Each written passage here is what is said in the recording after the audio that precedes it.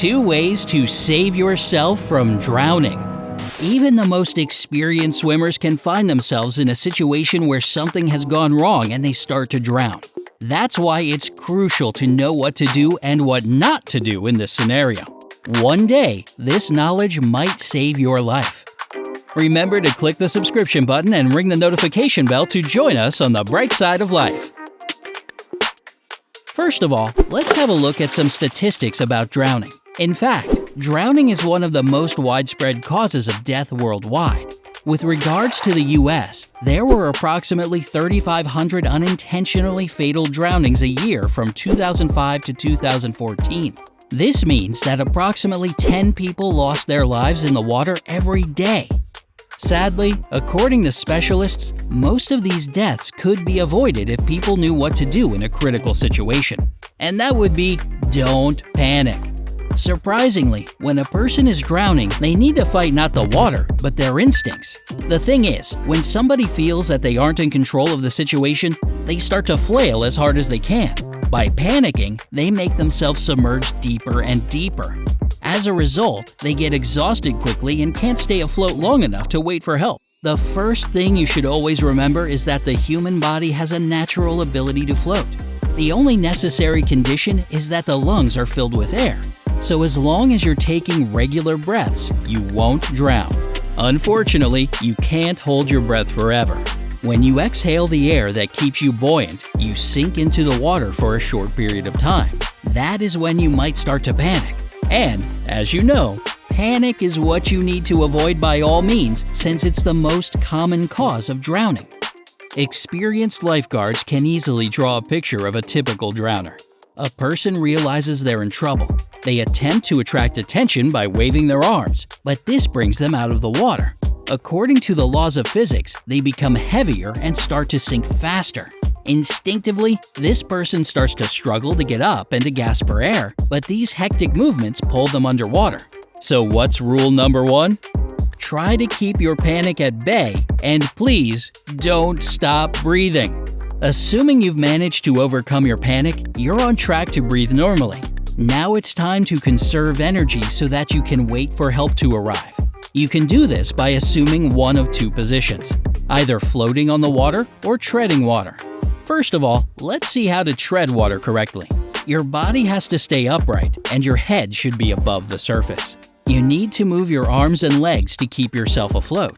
You can use your arms and legs together, just your legs, or just your arms. Try to shift your arms horizontally back and forth. If you start moving them up and down, you'll begin to bob around. As a result, you'll waste a lot of precious energy. Make sure your palms face the direction of your arms' movements. There are several ways to move your legs when you're treading water. Your instincts can make you use a frog kick, aka breaststroke, or a flutter kick used in freestyle. If you're still too anxious, you might even start to move your legs in circles. But although all these techniques will make your body move upward, you'll waste too much energy. The best way to move your legs is to rotate each leg in a different direction.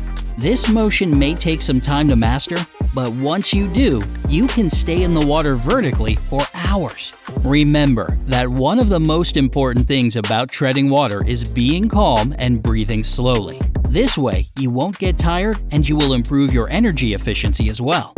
You're doing it correctly if you're bobbing up and down a little on the waves. The second way to stay on the surface of the water until somebody comes to rescue you is to float on your back. This is the best way to calm yourself and breathe normally. Try to position your body in such a way that it's almost parallel to the ocean floor. Your head should be tilted backward. Make sure your ears are submerged. Admittedly, it's not the most pleasant sensation, but if your ears aren't underwater, your neck will feel a serious strain. As a result, you won't be able to float effortlessly. Also, this head position is very important since it will make your legs rise to the surface. This way, you'll be lying on the water. In addition, your mouth will stay above the surface, meaning that you'll be able to breathe freely.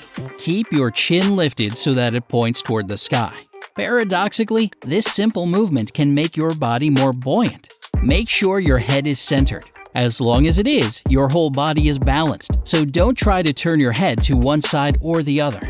You should pay particular attention to the position of your arms. You can either bend them at the elbows and move your palms under your head, or straighten your arms and keep them close to your body. The most important thing is to remember that your palms have to face the sky. If you want to float for as long as possible, it's vital to push your body upward. To do so, try arching your upper back slightly. This will move your chest and stomach out of the water.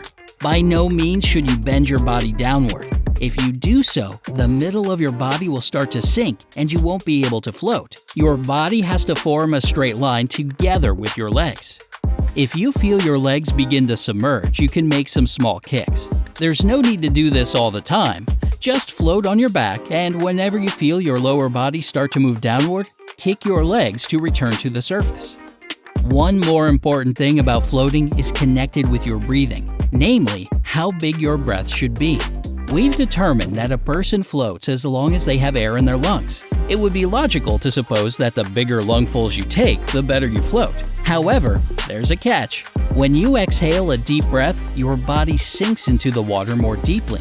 This happens because the difference between the volume of air inside and outside the lungs is too great. That's why the best way to stay afloat is to breathe in medium-sized lungfuls of air. And don't hold your breath. This will lead to a buildup of CO2, and this won't help you. On the contrary, you'll get out of breath much sooner. And, once again, if you find yourself pulled away from the shore or you've fallen out of a boat, don't panic. Use your knowledge of floating or treading water and conserve your energy while you're waiting for help. Have you ever experienced any water-related accidents? Share your stories in the comments below. Remember to give this video a like, share it with your friends, and click subscribe. Stay safe and happy on the bright side of life.